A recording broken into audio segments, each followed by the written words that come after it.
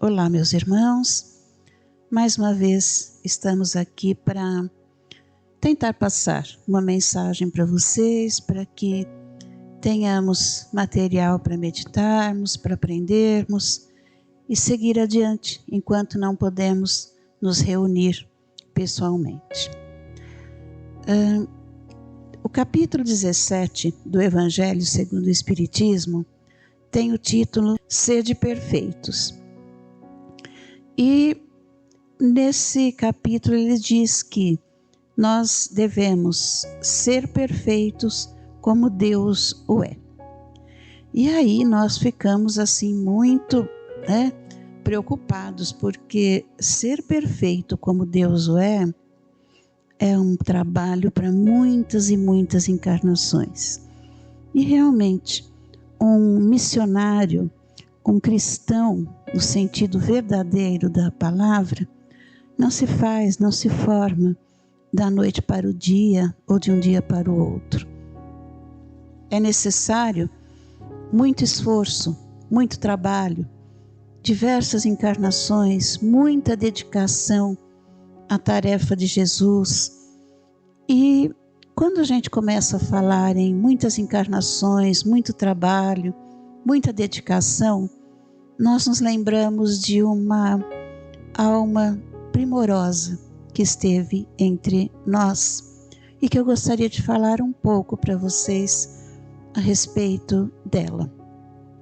Dia 1º de maio, agora, a comunidade espírita comemora o nascimento de Eurípides Barçanufo, em 1880, na cidade de Sacramento, Minas Gerais. Eurípides é um exemplo típico do missionário que foi forjado no sofrimento, na dor, em muita perseguição, e sempre dedicou sua vida a Jesus. Em nenhum momento ele renunciou à sua crença. E no livro de Emmanuel, Ave Cristo, num dos romances de Emmanuel, que os romances de Emmanuel são verdadeiras aulas de história, não é? Vista dos dois lados, do lado material e do lado espiritual. E relata uma das vidas de Eurípides Barçanufo, como o escravo Rufus. E nesta vida, Rufus já era cristão, seguidor do Cristo e muito fiel aos ensinamentos de Jesus. E como naquela época ainda, embora um pouco mais tolerável, ainda se perseguia os cristãos. E Rufus era escravo de uma fazenda de um senhor muito poderoso que não admitia as verdades do Cristo, que não admitia os ensinamentos cristãos. E Rufus era muito influente entre os escravos.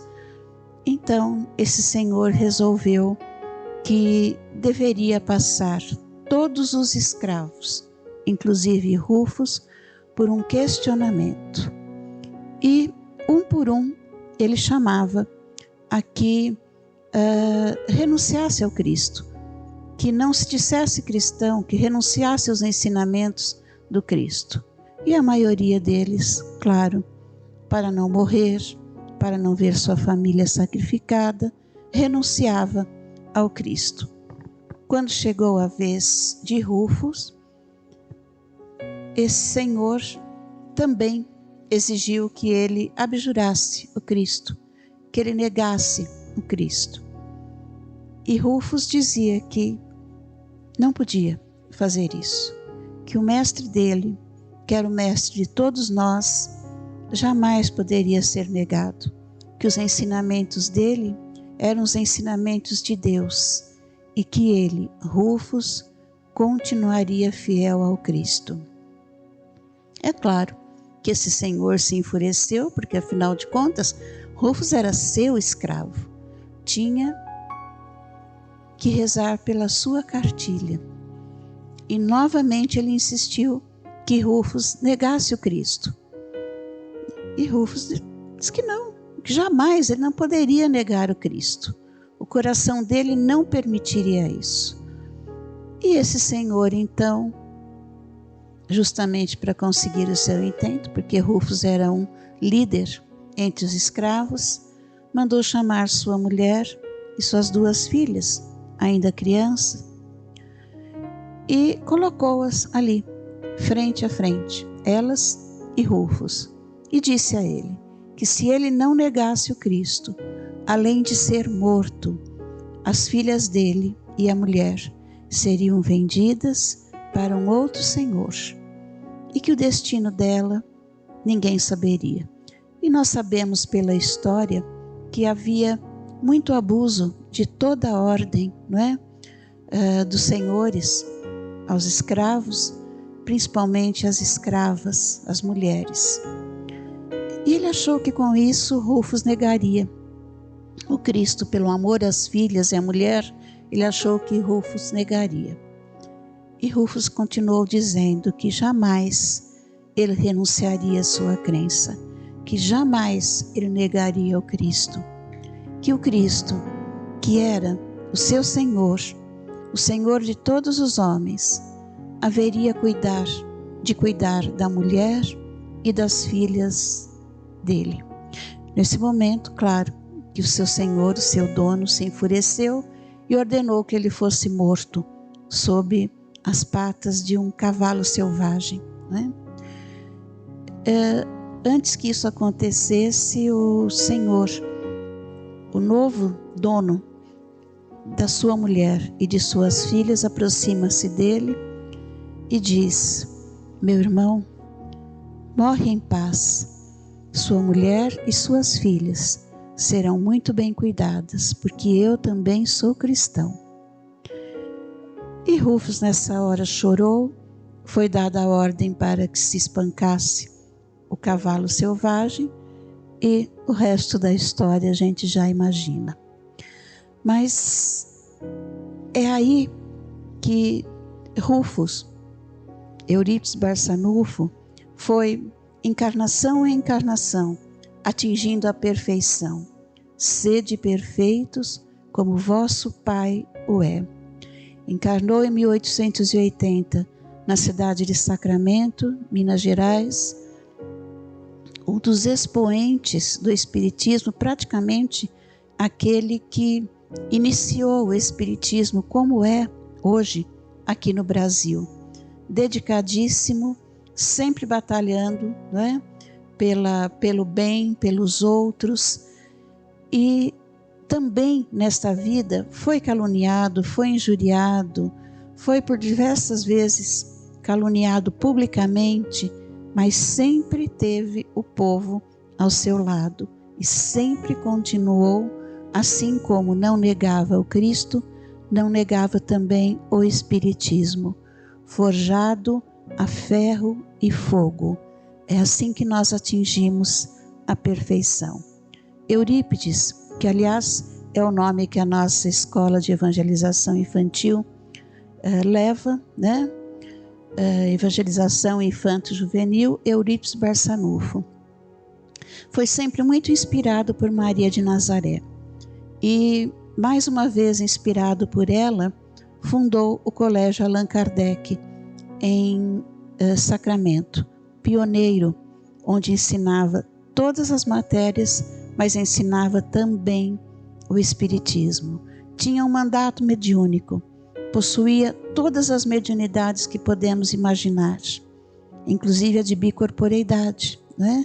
Estava muitas vezes em sala de aula e de um momento para o outro entrava em vibração, em concentração e materializava-se perispiritualmente em outro local onde precisavam de sua ajuda.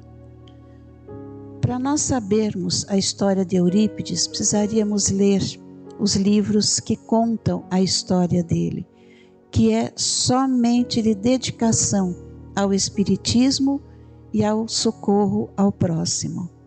Eurípides desencarnou em 1º de novembro de 1918, com 38 anos, vítima, olha que interessante, da epidemia da febre, da gripe espanhola, naquela época. Até o fim das suas horas, ele estava cuidando dos doentes, porque ele tinha uma farmácia onde manipulava medicamentos homeopáticos e cedia os medicamentos gratuitamente para aqueles que precisavam. E ele até os últimos momentos continuou cuidando dos doentes da gripe e morreu vitimado por elas. Era chegado o momento da sua partida da terra. A vinda dele aqui, dizem os historiadores espíritas, que era preparar o caminho para Chico Xavier, na sua grande missão também, que nunca negou Cristo, por mais injuriado, por mais que tivesse sido caluniado, continuou firme no seu propósito. São exemplos, meus irmãos, que se nós queremos chegar à perfeição, é este caminho difícil, tortuoso muitas vezes, que temos que seguir. Mas vale a pena. Eurípides, quando desencarnou, foi recebido pelo próprio Mestre. E isso, só mesmo as grandes almas é que conseguem alcançar isso. Sejamos perfeitos, como Deus o é. Sigamos o caminho do trabalho, da dedicação ao próximo e que requer também muitas vezes dores e sofrimentos, mas sempre com Jesus. Tudo é fácil, tudo torna o caminho mais leve. Que Jesus nos abençoe e que nos exemplifiquemos sempre nessas almas generosas que a história nos traz notícia, todo esse tempo. Fiquem em paz.